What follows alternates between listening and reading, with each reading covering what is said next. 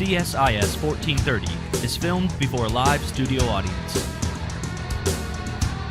All right, so the first thing I want to take a look at here is we're going to be seeing how the colors work in CSS, because you can use colors for lots of things, right? Background colors and font colors and things like this. And so you'll use some property, background-color or just color, whatever, and then you'll have to give it a value. All we've done in class really is given it names like red, green, blue, purple, whatever. I'm going to show you now some more advanced stuff you can do with the colors and kind of how it works. But my first disclaimer, I am not a color theorist, okay? Some of you probably know more about this stuff than I do. But I know how the color wheel works and how it works with CSS, at least well enough to use it, okay? So start off, what are those three colors on the screen? We know what those are, right? The primary colors, right? Those three colors make up all other colors. And so, for example, if you combine red and blue, you get purple. Blue and yellow gives you green. Yellow and red gives you orange. Like this. Now, notice the previous picture, we got this sort of triangle looking thing going on. And here is like a reverse triangle, right? And so they're all exactly the same distance apart from each other. That's going to matter when we get to the color wheel in just a second. But now I can take orange and combine it with red, and you get a color that's called red-orange or orange-red. And I can take orange with yellow and I get an orange-yellow color. And then I got a green and yellow, gives me a yellow-green color or green-yellow. Combine green and blue, you get blue-green, tealish looking color. Then you get this purple-blue, and then a red-purple color. And then you can keep going, right? Take that red-purple next to the red and do something if you wanted to. But you may have seen this before, where they've kind of merged all the colors and blended them into this. But that's the color wheel right there. But now it's all these different levels of it, and it's all just smoothly put together, right? Why do we care about all of this? This website, it's linked to in the modules. It's the Adobe Color Wheel. If you Google Cooler, K-U-L-E-R, and the word Adobe, you'll find this, but you can also get it in the modules. There's the color wheel now.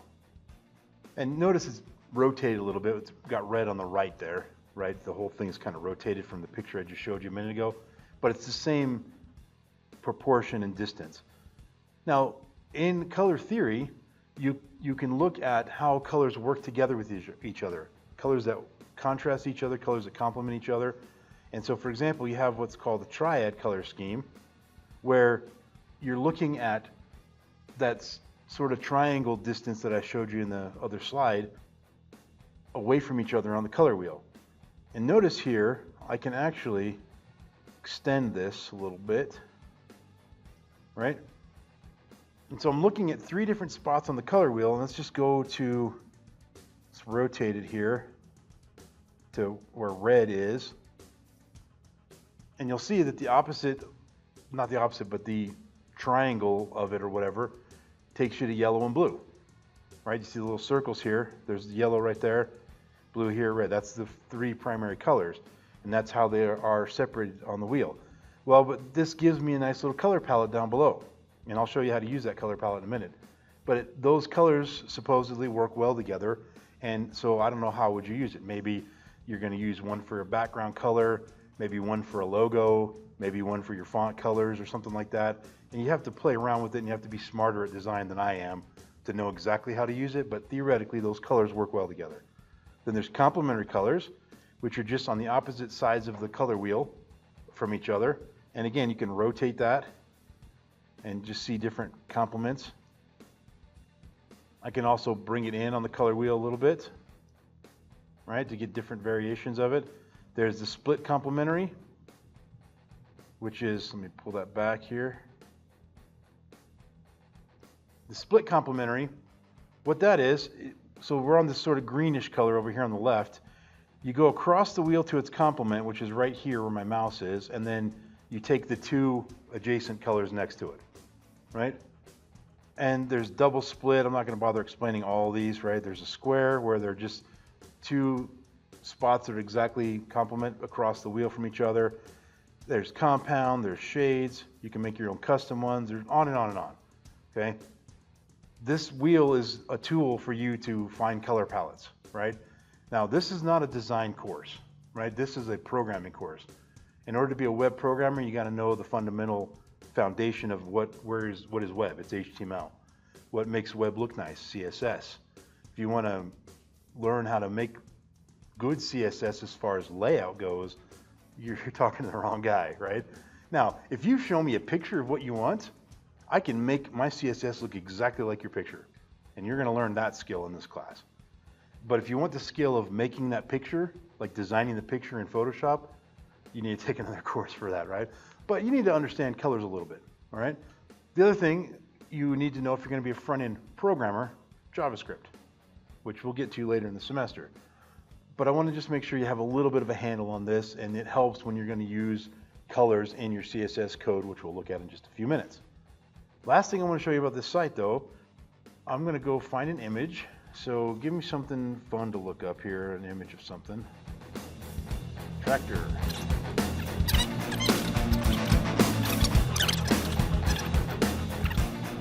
So I go back to this Adobe Color Wheel, and I click on this Extract Theme button here, right there. And I select the file from my computer, or I can just drag it and drop it there. Let's get that tractor. And now it picks color scheme from the picture. So you see it took, looks like there's 1, 2, 3, 4, 5 points that it grabbed.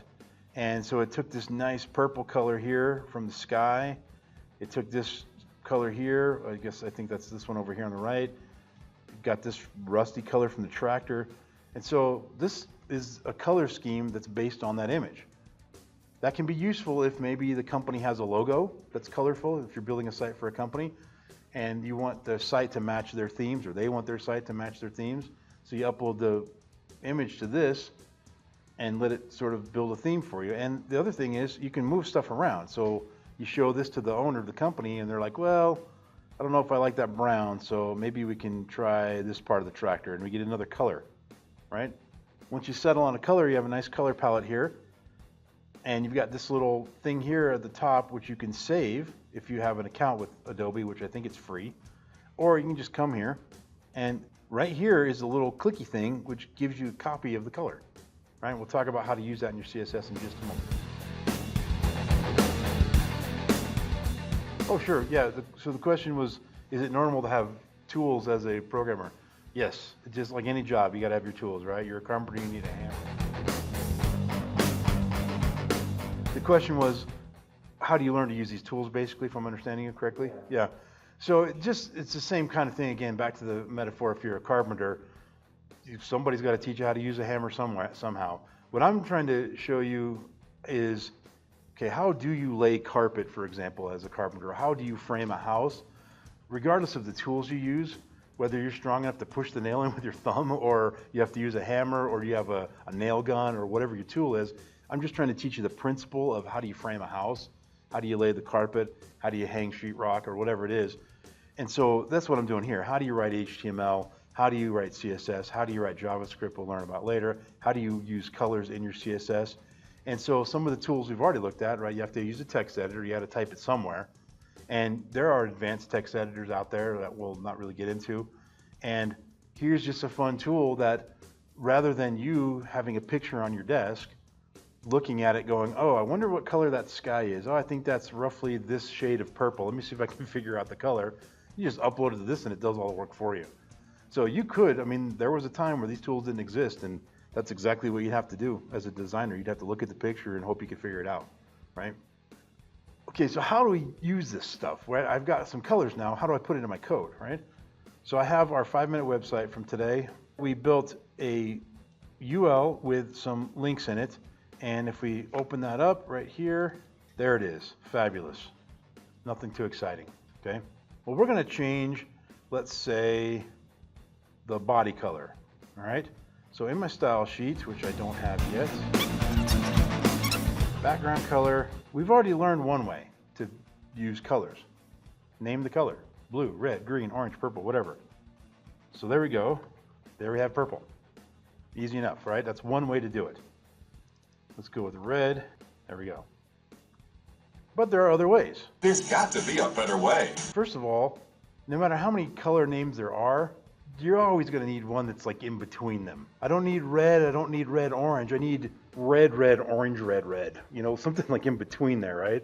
I'm not going north or east, I'm going northeast, but I'm not really going northeast. I'm more like going north, northeast, right? Somewhere, you know what I'm saying? You're in between all this, okay? So this is where you can use some color functions in CSS.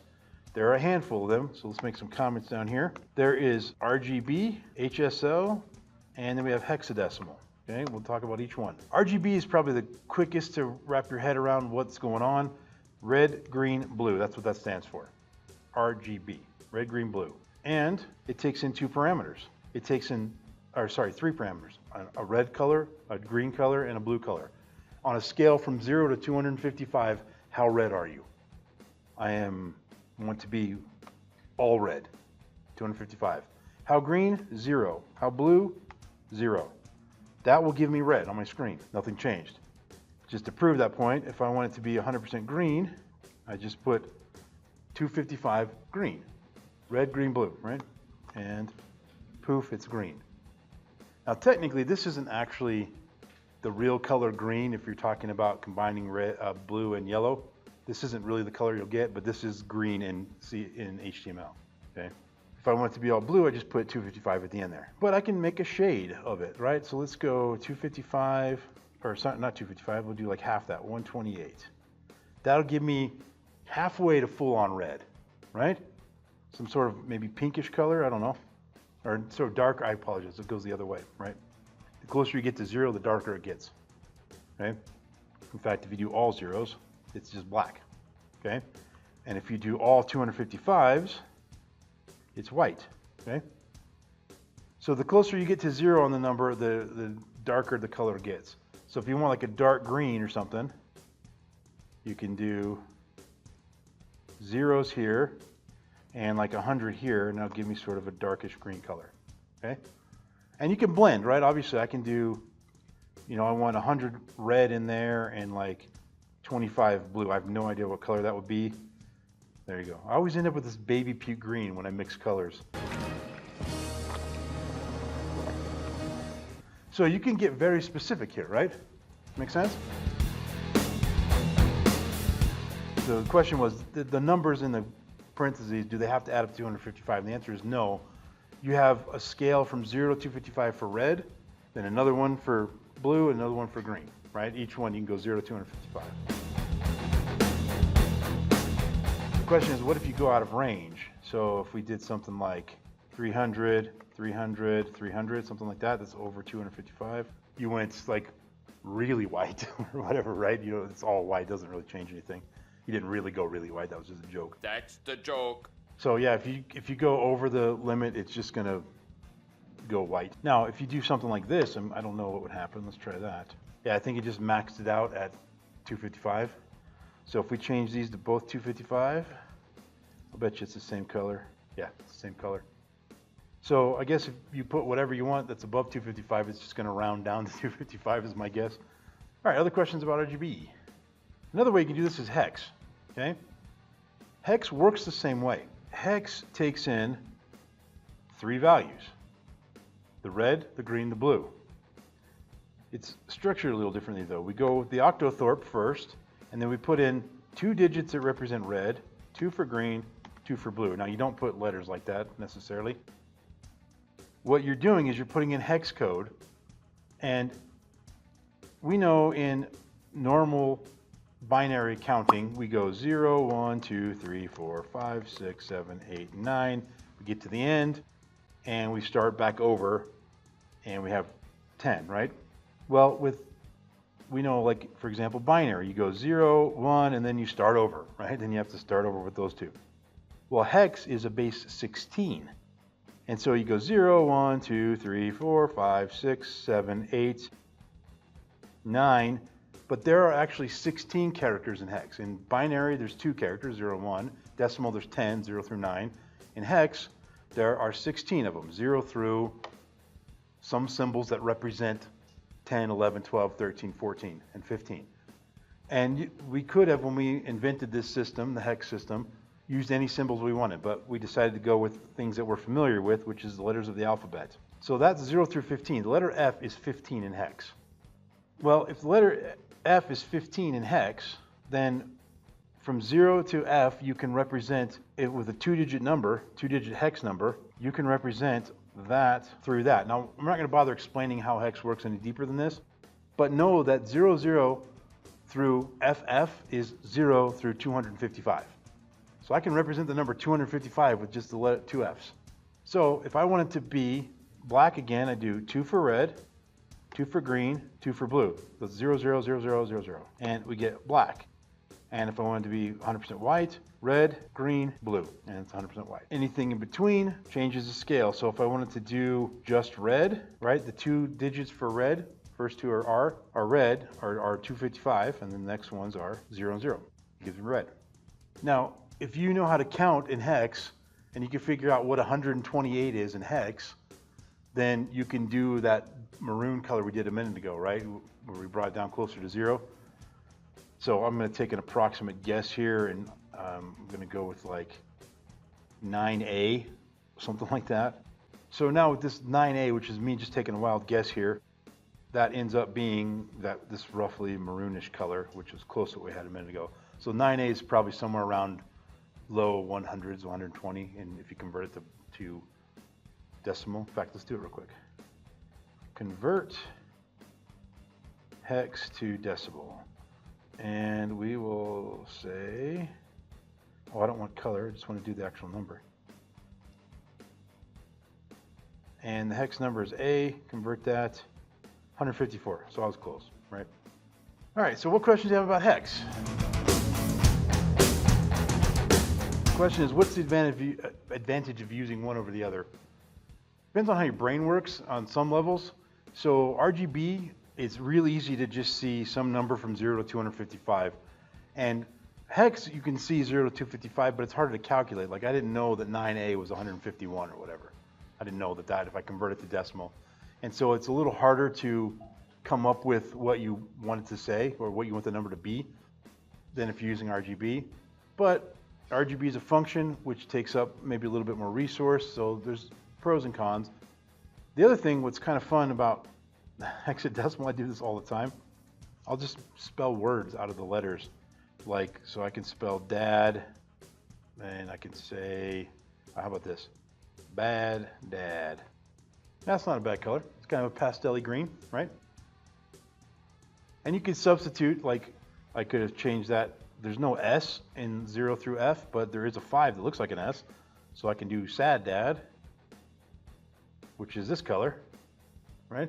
So sometimes I'll just play around doing that, just spell out words. You can use the number 1 for an I and things like that, and just to be funny. For me, the only time I use the names is in class the first few weeks when I just don't want to bother going into this depth, just to get your heads around the basic concepts first. Color names are great for that. And also, if you happen to know, like, yeah, I think this would look good with a salmon colored background, and just go with salmon and you're done, right? But when you're doing it for a client, they get a little bit more specific. And so one advantage of using the hex, to your question a second ago, is, not that, is this thing right here. This generated a hex code for us. And so if I want to make the color like this purple, I'll just click copy, and now I've just copied that hex color, and I'll just paste it right here. And now my color will be that, right? So that saves you a lot of time. A lot of sites that use those tools do that. So we feeling okay there? The next one is the HSL function, okay? And it is a little bit different, HSL, and it takes in 3 parameters as well, the H, the S, and the L. What do those stand for? Hue, saturation, and light. Hue, saturation, and light. Sometimes you'll hear luminosity or something like that. It's just light, basically. And so the easy way to understand this, hue is another fancy name for the word color. It's just a color. Pick a color. All right, what do you want your hue to be? Yellow, right? I just want my hue to be yellow. All right, well, how do I get yellow in this function? Or let's do red, because I know where it's at on the color wheel. Color wheel is a circle, right? So it has 360 degrees. So we look at this color wheel here. Right at the top is you could call it 0. And all the way around the color wheel, this would be like 90, 180, whatever 180 plus 90 is. What is it? 270. There you go. Yeah, of course. And then back to 360 up here. So the number 360 is red.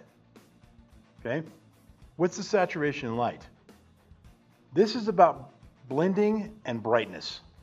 The saturation is about blending. The light is about brightness. So the saturation is how much gray are you applying to it.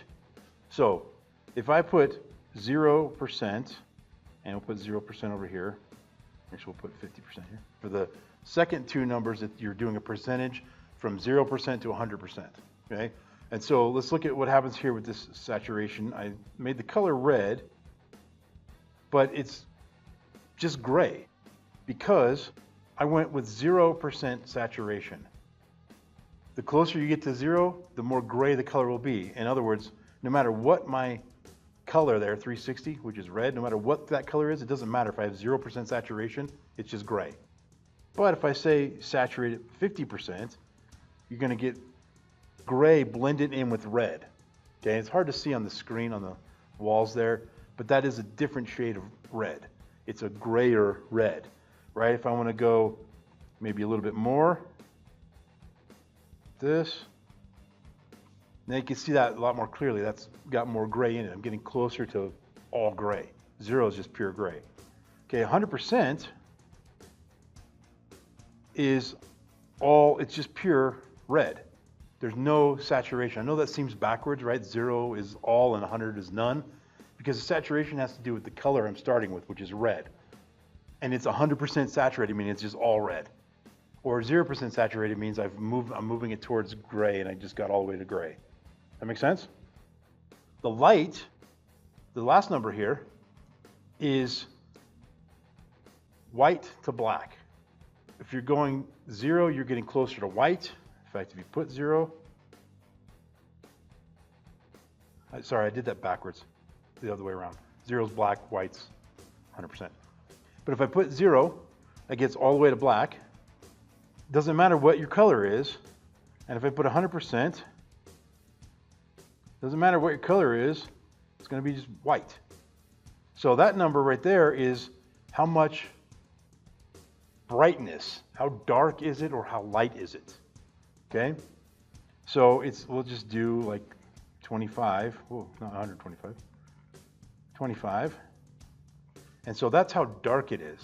And you can see that looks different than applying gray to it, right? This is, I'm making it darker. This is sort of a maroon color now. A lot of people prefer this method. I don't. I have to think too hard when I do this method. But let's go back to, we'll go 50% here, and we will change this to 100% so it's pure red. And then I said 180 degrees was the other end of the color spectrum. That's somewhere in the green range. And I guess it's somewhere in the blue range. Let's look at that color wheel. So here's red. I'm somewhere in this range. And 180 degrees across from it, yeah, it's somewhere over here, right? Okay. And I believe, I could be wrong about this, but I think 0 is still red. Yeah, because you're back full circle, right? You went from 0 all the way around and back up to 0, which is 360. I use that the least in my work. And the only time I would even use that is if somebody tells me, hey, we want this hue, we want this saturation, we want this light. You know, designers know about those things. Guys like me don't. So they're like, yeah, I want these numbers. I'm like, great, give them to me and I'll just stick them in there. Okay? Do whatever you tell me. Okay. So a question earlier came up about transparency, alpha. The other day I showed you guys the opacity property, where you can see how opaque something is. So we're going to take a look at opacity here as the last thing dealing with colors, okay? So the best to see this, let's just make a couple of divs here.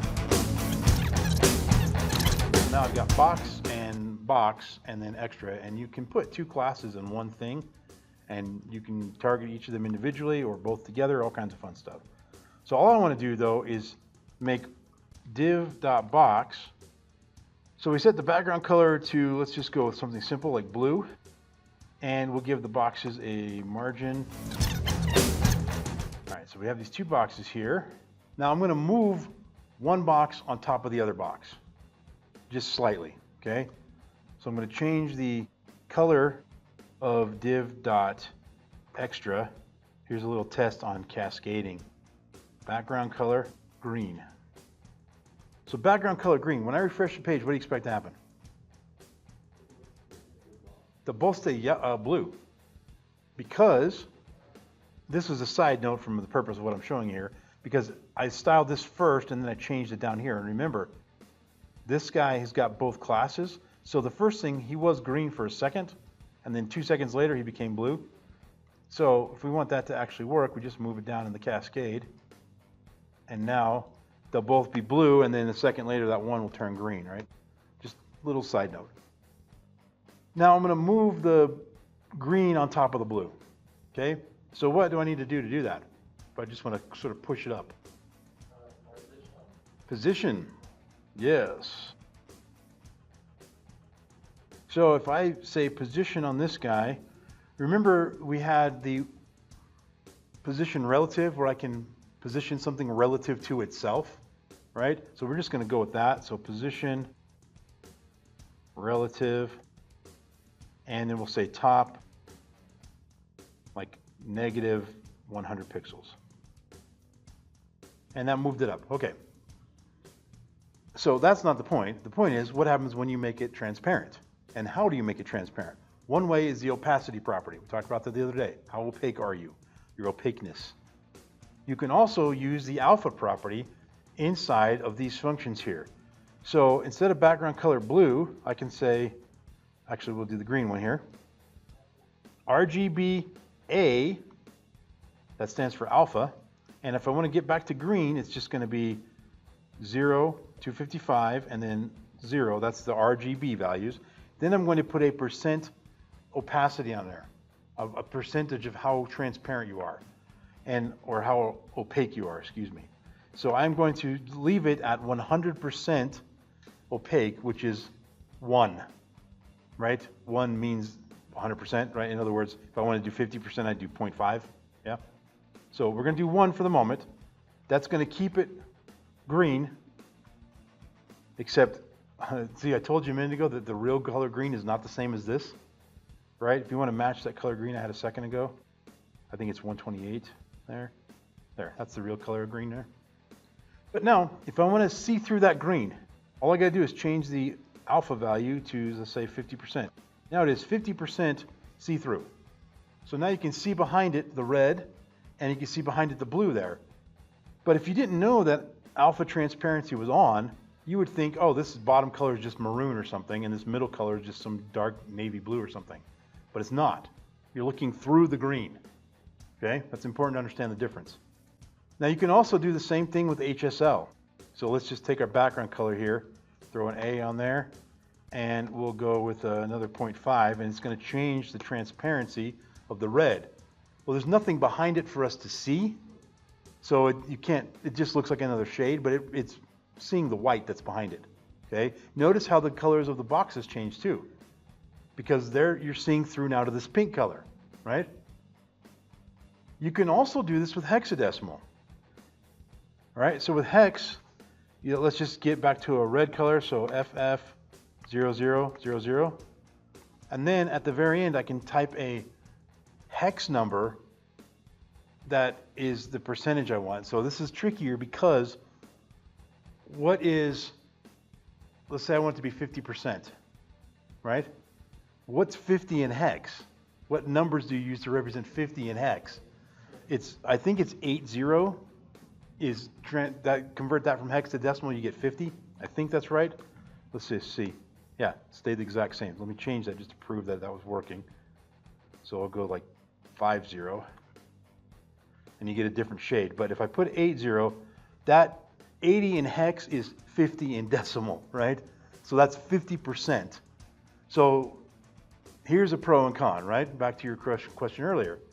With hex, opacity is ugly, right? With RGBA, it's clear as day.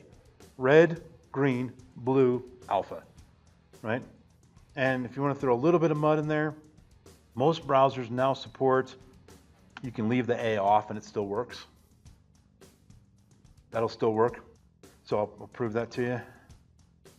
Refresh, and we went back to our original color at the top, and then, but everything else over there is just fine, right? You can do that with HSL too. Leave off the A on HSL, okay? That, ladies and gentlemen, is the extent of my color knowledge. And that's actually more than my real color knowledge. I'm faking some of this. Not really. But that's it. If you want to know about color theory, that kind of stuff, I'm the wrong guy to ask. I'm here to teach you to be programmers, but you got to understand some of these principles to be able to manipulate colors in your CSS to make the site look the way you want, right? Questions on any of that?